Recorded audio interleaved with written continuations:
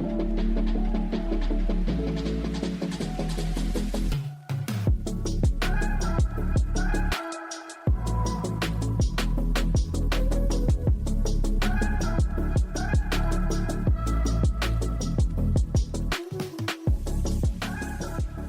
everybody, welcome to another episode of Entertainment Annotated here from Entertainment Media. I'm joined today by Jackson from Full Circle. I'll let Jackson say a few things about himself. Yeah, thanks for having me back, Josh. I'm very excited to be here and talk some superhero movies and some other good news today. Yeah, I mean, it's, the Super Bowl happened this past weekend as of when we're recording, and man, what a great weekend for the film and TV industry, honestly, from a consumer standpoint, with all the trailers and the I guess, reveals in terms of little hints here and there about what's upcoming if you're like, a Warner Brothers fan of the DC stuff, or the trailers that came out for properties like Doctor Strange and Moon Knight, or if just in general you're a fan of the business side of things, because I believe Paramount, just they are rebranding and all that. I mean, it's kind of a crazy weekend. But I guess before we get into all of that, Jackson, how was your Super Bowl weekend? I mean, it's always a little bittersweet when the now Commanders are not, playing every year, and I have to deal with that fact. But working in this space and in the entertainment media space, I mean, this is as much your Super Bowl in terms of football as it is for entertainment, right? I mean, these trailers, these Very movies, true. It's twofold, really. The commercials, it's the whole experience. So, I mean, I'm always down for football. I'm a massive fan of football. I was very excited, great game. But you can't help when all these trailers are going on and these massive implications of Marvel movies and Star Wars and whatever it may be. Although we didn't get an Obi-Wan trailer, unfortunately, but it's a monumental event, and I look forward to it every year. Yeah, I'll never forget one Super Bowl. I think it was the one where it was like, was it Maroon 5 or something? Anyways, Travis Scott, had like the SpongeBob animation. I think it was that year, but I'll never forget it because that was the year I was doing a bunch of breakdowns on all the trailers. And we already kind of had an idea, of like what trailers would be at the Super Bowl. But I basically, like, the entire halftime show and some of the third quarter even, I was like still making like the quickest trailer breakdowns I possibly could, which in hindsight, I don't know how I did that. I guess I was just in such a flow that I was able to just, crank these things out. But, I mean, it's crazy. But I guess, besides Super Bowl, since this isn't a sports podcast, even though, don't tempt me. Same here. Yeah. Have you watched any movies lately? Any new TV shows or current TV shows you're wrapping up? I checked out, two things. I checked out The Fallout on HBO Max. Is that good? Starring Jenny Ortega. It's actually pretty well done. In terms, the teenage life is very hard to get right on in movies and TV. It can either be too cliche or a little or over the top or like kind of toned down way. I think they hit the nail on the head with the kind of how children would deal in a situation of like a school shooting, things like that, which are very serious topics. But I think it did a very good job of trying to like humanize the people who are involved and not make them out to be these massive figureheads and like they're just kids. And I thought that was really well done. A shorter runtime, which I thought was good. It got straight to the point. It had a very heavy ending too, which I thought was powerful. And then from that, I've started Attack on Titan, which is my first anime I've ever watched. Oh man. Yeah, I've never really gotten into it. Kind of as a kid, I watched some Naruto and some Dragon Ball, but nothing really serious. But I've jumped into Attack on Titan. I've kind of gotten sucked up a little bit. So much so I had to go out and buy some manga because the show hasn't finished and I needed to know how it ended. Yeah, I mean, so I got into Attack on Titan also, like a while back because I just seen people commenting about it so often. And it was one of those things where, I used to read the manga for like Dragon Ball and Naruto and, I was a casual, like by a lot of means in terms of like, it was pretty much just those two. Like I followed them from beginning to end though. So it wasn't like I was, and I watched the animes, which, in the case of Naruto, felt like forever. The anime was so long, so much filler, especially with Dragon Ball. But I really didn't get into anything after that. I tried One Piece, it just never grabbed me. And there was like, I know tons of other ones, whether it was on Netflix or just other streamers one time or another. And I never really got into it like that. I had an old roommate who was really into it, but it never rubbed off on me. But one day, I'd seen the Attack on Titan, like a fan made live action trailer, I think years ago. And it was kind of cool. And it was always in the back of my mind, like, man, this stuff is like that's an interesting premise. Like, I want to know more. Like, what are these Titans? And because I think there was a theory that Hollywood was trying to make, or not a theory, but a report that Hollywood was trying to develop something. Well, Andy Muschietti had signed on from the It franchise. Had signed on for a live action adaptation that's kind of gone nowhere. Yeah, so I think that probably was the report, and it finally made me go, let me check this out, right? And I read some of the manga, and I caught up on where the anime was, and I actually really dig it because not hilariously, but I was taking a Norse mythology class like back in college, and for a semester, like Norse mythology culture and mythology and all that stuff. And there's so much of that in Attack on Titan, like with Ymir and all that stuff. I wasn't expecting that. And it was like the coolest thing to me how they kind of have like a pseudo, world tree thing going on. I mean, I don't want to, say spoilers, so I'm not going to say anymore. But all that to say, I think it's actually a really cool premise and a really cool, just in general, like concept. Like, I would love to see an adaptation of it because I think it's one of those things where it's just kind of cool. And I love the story of the protagonist because of the arc he has from, like, again, I can't really say too much in detail without spoiling it, but it's a very unique character arc that I feel is one of the few in like anime and manga that actually goes from beginning to end. Everything else just kind of feels like it's stagnant. Like Goku's really stagnant. Vegeta's pretty stagnant. Naruto even is pretty stagnant. It's just like power scaling. That's all they do now. But I felt like Attack on Titan actually had a really interesting narrative component to it. So yeah, I mean, that's a great one to get into, I guess. But anything besides that, I can't comment. And I want to check out that HBO. Is it a movie or a show? It's a movie. It runs about an hour and a half. Pretty good. Okay. Yeah, because I started this past week the marriage one. Something scenes, I think, from a marriage. Oh, with Oscar Isaac and Jessica Chastain. Yeah, I started that. I'm on episode 2. I really liked it. Just like a change of pace kind of TV show.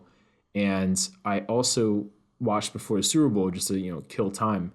I watched the Tomorrow War with Chris Pratt on Amazon Prime Video. I just, I never got to watching it. I started it and I didn't continue it. And I finally just rewatched it from the beginning and just went straight through.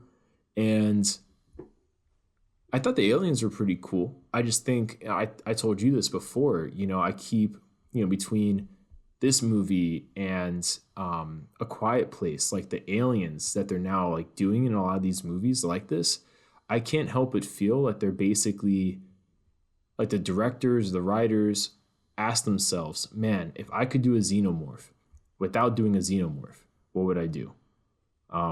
Because the whole like alien ship thing, when they got to that, and it gave me very Prometheus kind of vibes, I would say. Actually, straight up, I thought they stole that from Prometheus.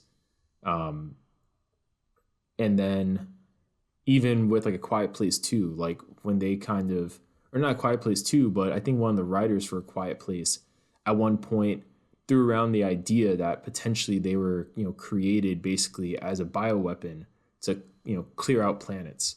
And I was like, well, that's kind of like xenomorphy, the way they kind of like presented it, even though obviously that's not a totally original concept, clearing out within, one alien race, whatever. But yeah, that's what I was kind of been watching. And I guess it kind of leads into our first topic, right? So starting with Doctor Strange and of course hitting up Moon Knight as well. I'm really happy with the trailer. You know, I feel like Sam Raimi's touch in it, you know, like he has a certain like attention to detail that I feel makes CGI and otherwise, you know, other elements of whether it's environments or just the non-focal point of what the lens is, you know, capturing. I feel like he does a really good job of making it feel textured, you know, because like sometimes it comes flat. Like you'll see something in a movie, especially a movie with heavy CGI, and everything will look objectively beautiful, I guess, from like a computer generated standpoint, but it'll just feel flat, you know? And like that's one of the reasons why a lot of people love the swinging scenes from the Raimi Spider-Man films, because while he wasn't really doing anything crazy, you know, he wasn't trying to capture as acrobatic of movement as the Mark Webb Spider-Man films. It feels, it has like like a another like a extra depth to it versus, no offense, but like Tom Holland swinging. You know, like there's just a way he captures it, a way he frames it, a way he does the whole thing. That I'm already really excited because I feel like he gives that. I don't have a word. Maybe someone like I did do some media studies courses, but I'm sure someone who actually majored in media studies has like the exact word for what Raimi does that really just kind of takes it and like enhances the whole experience of like, you know, what I'm looking at. But I mean, the movie looks good. The movie looks good. I mean, character designs look good. The different multiverses, like I'm sure you saw this, Jackson, but I mean, we're getting Illuminati and they're getting a cartoon universe. And there's a rumor that the Professor X in this film is not from the previous Fox movies, but is actually a live action version of the X-Men animated series, Professor X, which is why we're then getting a revival of the X-Men animated series, kind of tying that together with MCU. And like, it's crazy to me, man. I mean, if the rumor is true that we're getting Superior Iron Man, played by Tom Cruise, I mean, bravo. Because in a million years, I would have never thought we would get Superior Iron Man. But of all the actors to play him, Tom Cruise is perfect. So I don't know. What were your first impressions? Yeah, I mean, obviously, you know, it played right in the first quarter there of it was right before kickoff even, and I was just sitting there kind of getting settled in, you know, had my phone out, kind of was just scrolling whatever, and then you know you see that Marvel logo, you're like, oh, you know, gotta call to attention, and then as the trailer gets going, I'm like, okay, this looks good, everything's looking good, like you mentioned, that Raimi charm is definitely there, it looks beautiful. Like it looks like we're having like things are looking clean even despite these reshoots that we've been talking about. And then obviously it cuts to the scene where he's walking into that room, that ominous room, and you hear that voice, and I'm like, by God, they did it. Obviously those leaks have been out there, and I think that's a lot of the reason why they put this out there. At least this character in particular was because of the leaks that have already been out there. That Patrick Stewart is returning as Professor X. I'm not super sure I'm buying into this 90s rumor just yet. Just because of all the clarification that would have to go into it. And Patrick Stewart isn't even voicing the character in that series, so I think it'd be a little, you know, a lot of work to amount to. I mean, if they do the MCU connectivity, sure, but I feel like there's a lot of hoops to jump through. But whatever version it is, you know, and if they do the Superior Iron Man, and John Krasinski's Fantastic, or Mr. Fantastic is even rumored to be sitting in that room, and some people thought they've, you know, mapped him out there in the room. That obviously that's the big takeaway, right? I mean, we can talk about all these other things, and we will, about Wanda and, you know, her line that has a lot of people talking on the internet there at the end of the trailer. You know, Mordo, and we've got America Chavez here, you know, getting a lot of screen time, and just Wong and all these characters, you know, like we can talk about it endlessly. But you can't help but look at that room and be like, oh, we are in for something bigger than potentially even No Way Home, which was, you know, mind-bending already.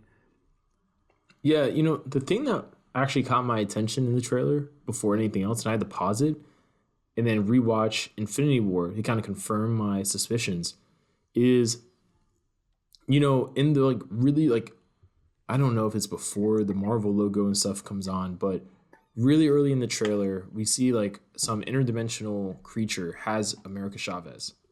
Mm-hmm. And I'm pretty sure that's Cyttorak, like the MCU version. Because if you look at, first off, the composition of this interdimensional being, it's all these crimson bands. And the crimson bands are also wrapped around America Chavez's arms and probably her legs as well, I guess, suspending her in place. But it's pretty much the same exact crimson band design, especially the ones wrapped around America's arms that Doctor Strange used when he invoked the crimson bands, you know, on Thanos. So I thought that was interesting. Um, the other reason I think that's really interesting is, and I'm just gonna like on the fly look this up to make sure I'm not like crazy here.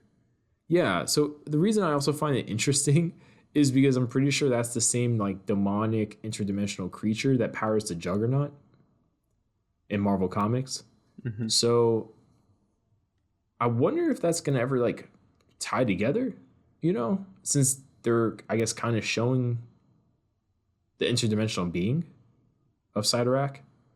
And he has like a similar kind of vibe to Dormammu, you know, so that's why I'm thinking this is him. I'm pretty convinced. I say it's a him, but who knows? It could be it. I don't want to assume it's gender, but I thought that was interesting. You know, just like I never thought we would see Cyttorak of all the interdimensional beings. But it makes me really excited because we already know we're getting basically Shumagorath, but not Shumagorath due to, you know, trademark, whatever reasons with the name, which is awesome because, I mean, I'm kind of bummed out, but I'm also not because part of me is like, man, I really kind of was hoping he would be the behind the scenes villain. And I know that was one of the rumors early on that Nightmare would be the villain, at least in the previous take of this film. It was like Nightmare with Shuma kind of as the behind the scenes manipulator of everything. But I mean, I'm excited, dude. I am so excited. I know Sam Raimi is a huge Doctor Strange fan. He name dropped him in the Raimi Spidey films unprompted. So it feels good to have a fan directing a Doctor Strange. I mean, a lot of directors I'm sure are, you know, fans of Doctor Strange, but like, you know what I mean? Like it's right. There's Someone who's different about it. famously puts it out there and you have no qualms hiding it. The fact that he is a massive Doctor Strange fan. I mean, you don't just name drop a character in a movie for no reason, especially as big a budget as a Spider-Man movie. Yeah, because like there's like a different, I feel, element that certain writers or just creators in general, especially directors, apply. Like Jon Favreau with Iron Man, perfect example. Like there's just a certain next level you apply when you're trying to adapt something faithfully, but kind of do your own thing.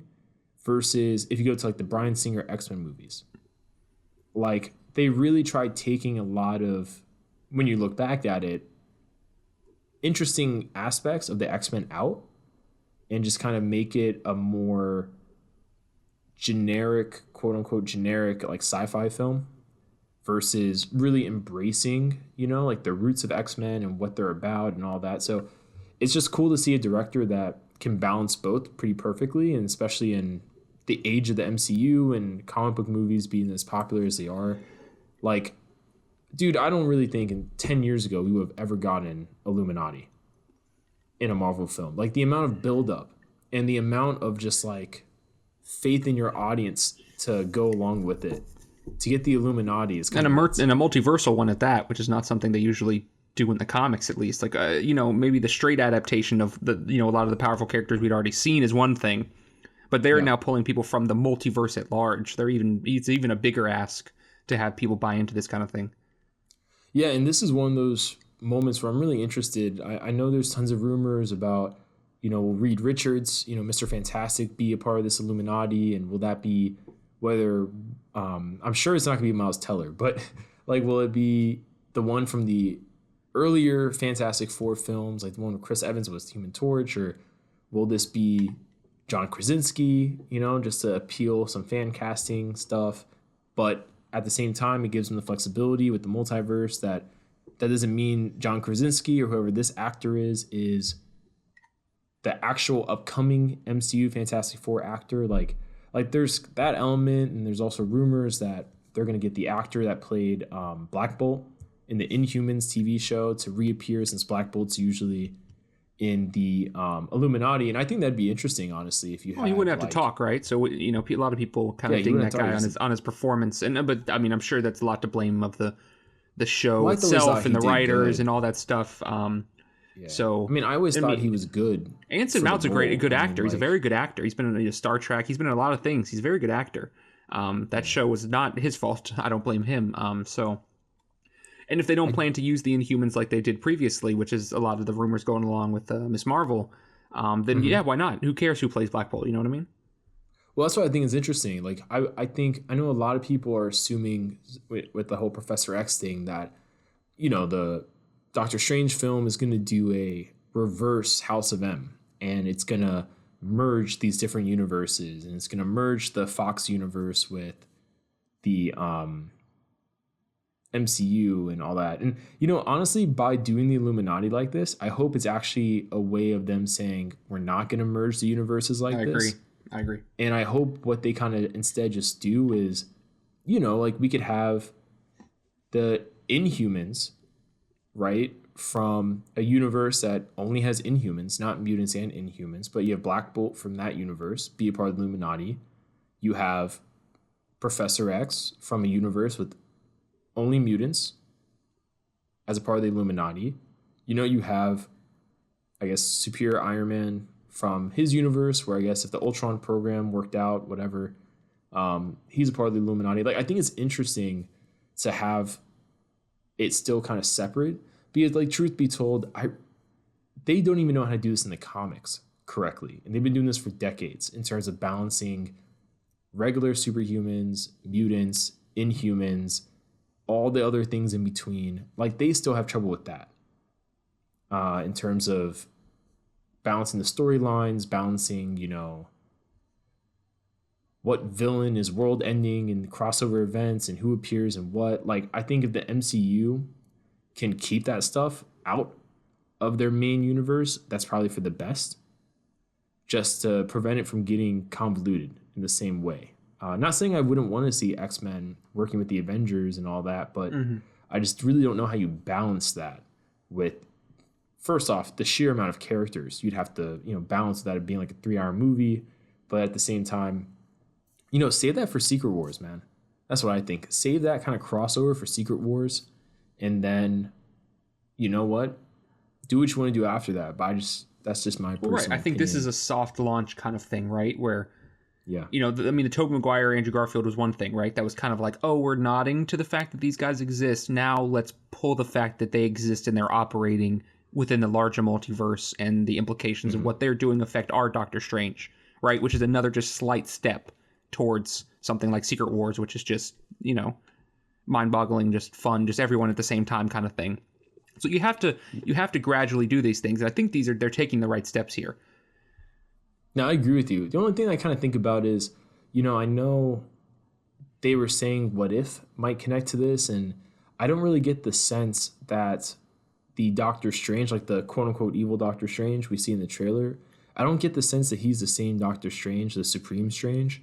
Honestly, I just don't get that sense. I think it's a different variant of Doctor Strange. That's very possible. The only thing about the What If connection that directly is going to play into is the fact that, I mean, Captain Carter's shield is on the poster for Doctor Strange. No, I agree with you. So, I mean, you know, I do understand where you're coming from, though, where I haven't gotten that vibe either directly from that Stephen Strange that we've seen. I mean, only especially briefly. with how powerful he is. Right. We're just kind of like, that's the guy. Like, that's the crazy, you know, super powerful, you know, inhaled all these monsters guy that we saw in the show. I mean, maybe we just haven't seen enough of it yet. But yeah, I agree with you. There should be some type of.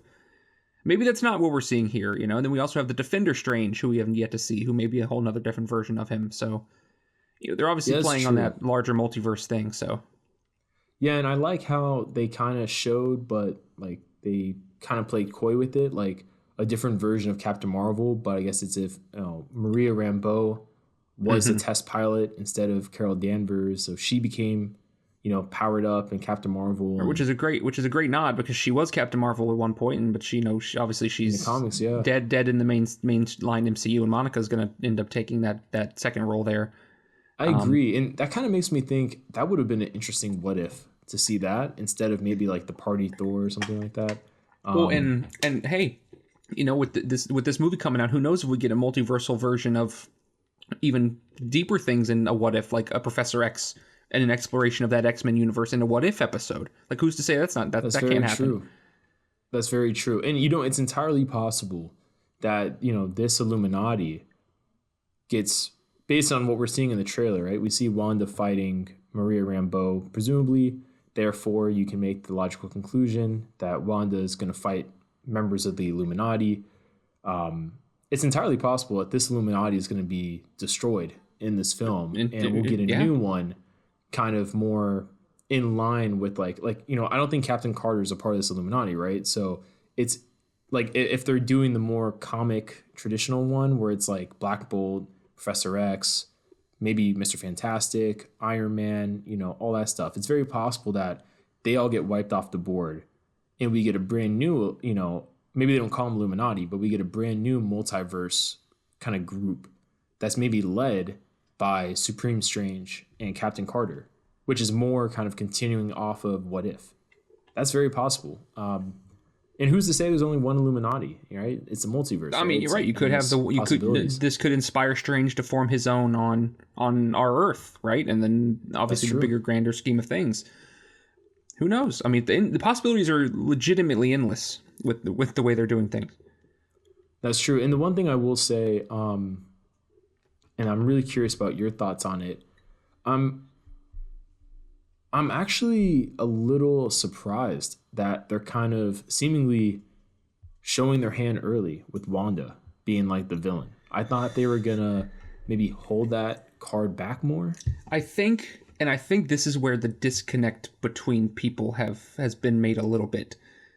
So there's been arguments on the internet I've seen in the last 2 days since the trailer came out about people on the side of what she did in Westview is horrible. Why are we attempting to like allow her to use her grief as a way to torture people? And then the other side who goes, this girl's been through more than anything anybody can even imagine.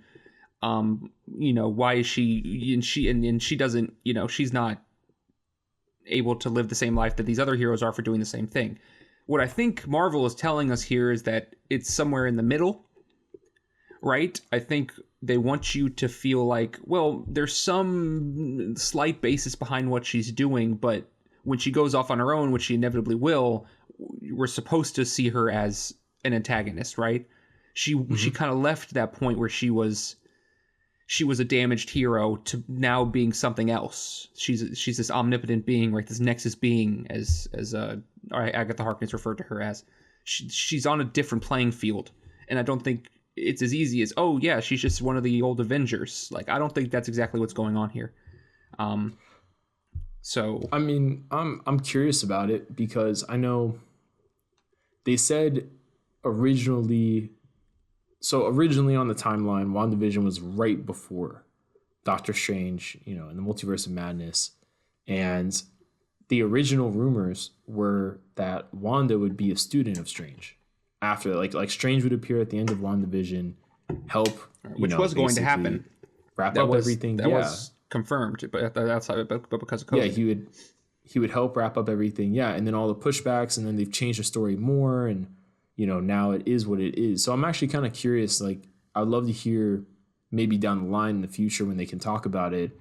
What was the original involvement of Wanda in this film? Was it the rumor thing where it was, kind of Nightmare behind the scenes manipulating things in WandaVision, and then the villain of Doctor Strange 2 was Nightmare, and it was kind of Wanda who has Nightmare-ish powers. If you want to take it back to Age of Ultron, was it her and Strange versus Nightmare, and then just over time it morphed into what we're getting today? I'm really curious about that, just because it's I've seen some weird takes from people, like some Yes Queen takes, in terms of like defending Wanda and everything, and I'm like, I'm not saying what she did isn't sympathetic, like what she went through wasn't sympathetic in WandaVision, but if you look at it pretty objectively, I mean, it was really messed up. I mean, like, And I don't think Marvel was trying to tell us otherwise. I mean, there's that I whole know, but scene I'm saying though, like a lot of people online no, are they like, are, and that's what I'm. Yeah, they're that's trying that's to what, say, right. That's what like, I'm trying to point out. Is like I don't think Marvel's even trying to make us believe that she needs to be like looked at as a sympathetic figure anymore. I mean, they have that whole scene in WandaVision where the guy, Vision undoes a Norm's, mind screwing up, and he comes out of. He's like, "What's happening to my sick dad? Like my dad is sick. I need to talk to him," and then he puts him right back in. It's like that's not supposed to be. That's not heroic. That's not something a hero does. And I don't think Marvel is trying to, or anyone is trying to say that, no, she deserves the benefit of the doubt. I'm like, I don't think she does. What Strange did was foolish. Yes, what he did with Peter, but also he's clearly going to get consequences for those actions in this movie. I mean, Mordo and Wong say as much in the trailer, right? So she has her own feelings, but I don't think those are the feelings that the Marvel is taking a stance on. You know what I mean? No, I agree with you. And I mean, so I'm excited for this movie. I think a lot of people are. I think they said it was the most watched, like based on social media engagement and people that actually watched it. It was like number one. And in terms of the highly anticipated movie upcoming was this, basically, based on all those metrics. Really quick, let's pivot to Moon Knight. What was your first thoughts on the trailer? It was good. We didn't get a ton more than what we had in the initial trailer, but I mean, I love the Kid Cudi song. I love the Oscar Isaac we're getting. Ethan Hawke looks to be putting on a show as his strange cult leader. I think we're in for something really fun come the end of March, and I'm glad they're kind of keeping it close to the vest because obviously this is a mysterious character with a lot of mysterious circumstances. So I'm glad they're not laying out everything for us in these trailers. Yeah, I mean, just to add to that, based on the trailer, first off, we're getting Mr. Knight, which is, I think, hilarious. So fun. Because anyone who hasn't read the Moon Knight, all right, so here's what I would tell people that are just unaware about Moon Knight. If you haven't read his comics, he's one of the most enjoyable, I would say, characters to read because he's not as like out there wacky as like a Deadpool, but he's like as fun as Deadpool in terms of when you're reading him, he just has the craziest storylines, like this is a guy that, infamously, I think it's been shared on Twitter, is trying to find Dracula and beat up Dracula because Dracula owes him money. You know what I mean? Like stuff like that. And then also he'll have, and it's like Hawkeye, like it's these characters that have a lot of potential. I'm not talking about Hawkeye, the Disney Plus show. I'm talking about Hawkeye, the comic book. I think it was like the Fraction run, like it's these characters that have had major roles at some point in Marvel Comics or, they've had some really great character arcs, but they're characters that are not overly possessed by editorial, like Superman, Spider-Man, Batman, like Iron Man nowadays. Those big names are just swamped by editors and editorial mandates and editorial direction. And a lot of times writers can't do storylines they want to do, or as a creative team, the writers and the artists can't do the kind of stories and the art and just the wacky, maybe in some regards, things they want to do because editorial will kind of swat their hand down. For characters like Moon Knight, he's always been one of those characters that's had a cult following. So he has solid enough sales to support multiple volumes and runs, but it's not so high that Marvel has pushed him to the forefront like a Wolverine and oversaturated him. So a lot of these creative teams that take over Moon Knight comics, kind of like when the New 52 started in DC with the creative team that took over Green Arrow, right? You get these insanely talented creative groups making iconic runs with these characters because they just have full creative control, basically.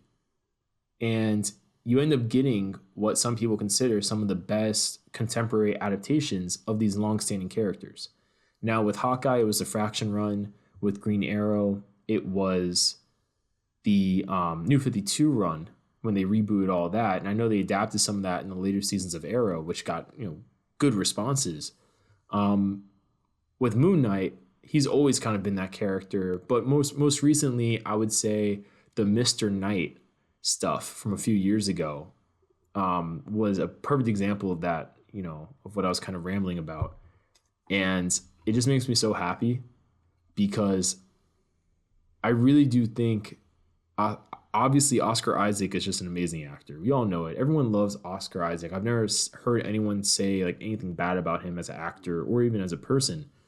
But I am so excited to see him do multiple personalities for Mark Spector / Moon Knight / Mr. Knight / whichever one they're going to include. And, you know, I'm really happy too, because I feel like the blueprint for this kind of character was not the movie Split, but the TV show Legion. You know? Mm-hmm. Like the way they did Legion and they did the different personalities in his head, and then they ended up doing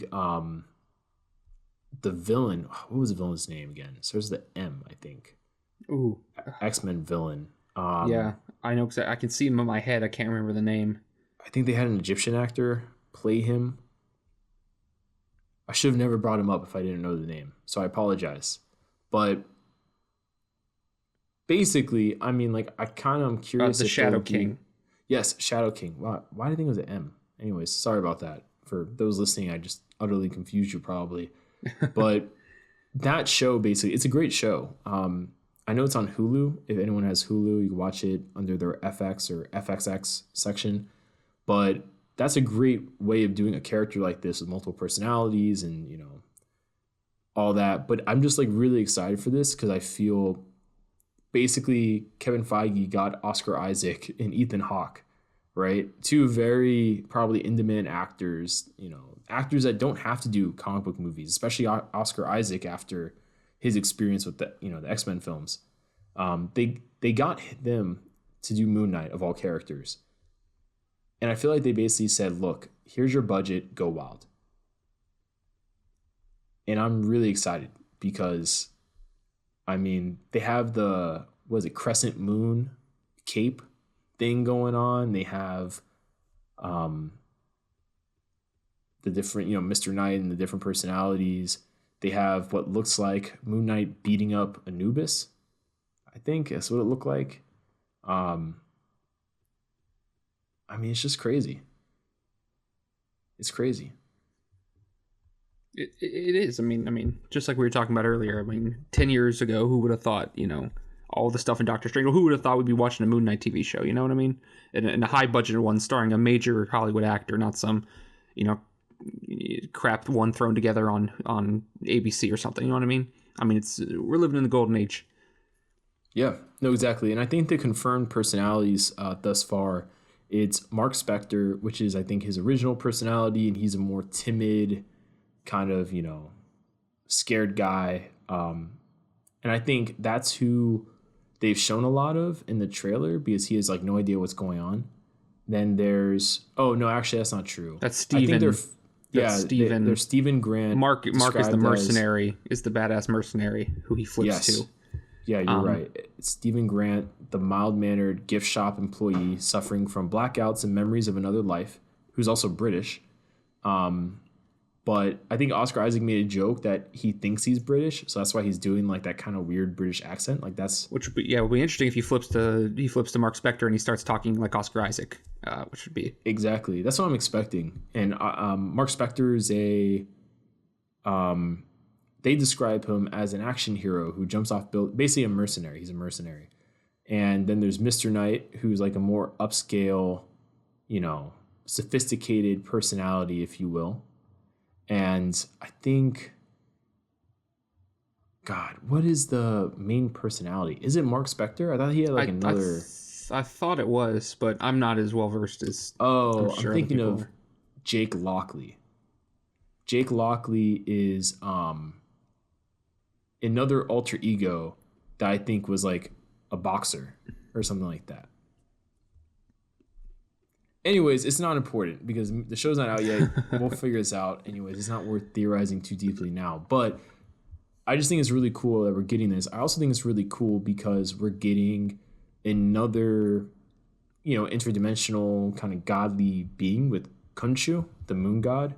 that supposedly empowers Moon Knight, and then vice versa, if we're getting the Sun King played by Ethan Hawke, if that's who's actually playing, we're going to get that character also. I'm really interested in that because I'm really curious if they're going to connect these gods with Black Panther and Bast, because technically they're all part of the same pantheon. So I'm pretty curious about that, you know? Or we have that rumor going that, you know, Bast is going to appear in Thor Love and Thunder here shortly. I mean, that was just this past week that came out. So, you know, connecting the dots here. Marvel Universe connecting the dots as it always does. Yeah, I mean, well, according to Marvel Comics, right, like Khonshu and Bast are a part of the same pantheon of like ancient Egyptian or Egyptian adjacent gods called Heliopolitans. I might have butchered that, but it includes Anubis, who we potentially saw in the Moon Knight trailer getting beat up in the bathroom, Khonshu, god of the moon, Isis, god of fertility, Horus, god of the sun, you know, so on, Osiris, Seth, Set, Sekhmet, Thoth, Bes, and then Bast, and Atum, who's the god of the sun that presumably would be who is powering up Ethan Hawke's character if he actually is Sun King, after all. I'm just so like, I can't believe we're getting Moon Knight. I'm almost like in disbelief. But the one thing I really hope we don't get is Dracula, because I hope they save that for the upcoming Blade movie. And what I kind of hope they do is, I hope they don't do a Defenders thing where they force, like, you know, this Marvel Knights team up like they did with Defenders. I kind of just hope we get a, you know, pretty organic story that, look, if they cross over, they cross over, but, you know, nothing crazy. Yeah, I mean, well, I'm probably dumb saying that because Kevin Feige already said on the record Moon Knight will cross over to the MCU. Yeah, films. I mean, what film would he cross over to? Probably Blade. So who am I kidding? We could talk Blade. They could do a Midnight Sun movie if that's the direction they're going with Dane Whitman. I mean, you know, we're nothing but speculation at this point. But I can't really say at this point there's anything that they wouldn't do. So yeah, I'll leave that to them because I'm clearly not the guy to map out the future of the MCU. Same. I probably would make us go in a circle instead of straight with all the multiverse stuff. But anyways, that's it for this episode. Thanks for checking it out, everyone. You know, give us a like, a subscribe if you're listening to this on. It will be on Spotify and it'll be on YouTube, the clips. So if you're listening to it on Spotify, you know, give us a 5-star rating. You know, share it, you know, like it. And we have a newsletter also, so definitely check out the newsletter. It's a curated newsletter, so basically for all the news we talked about or other news in film and TV entertainment, we cover all of that in the newsletter. So instead of you having to go to, let's say, 10 different websites to read one article of interest each, you just go to our newsletter and we'll give you all of that in that singular newsletter. So kind of think of it as, instead of buying 10 albums to listen to one song each that you really like from each one of those albums, we're kind of like your playlist you go to that already has all the songs there that you like. So, you know, we don't have any fluff. We don't have any clickbait. We're just giving you guys the news that's important. So go check that out. If you're interested, go subscribe to the newsletter. It's free. But with all that said and done, thanks for listening. Jackson, I'll let you tell people where they could find you. Yeah, thanks for having me on. You can follow me on Twitter at JacksonHayes67. Sweet. So, Jackson, thanks again for being on. And Absolutely. with all that said and done, have a good day, everybody, and we'll see you later.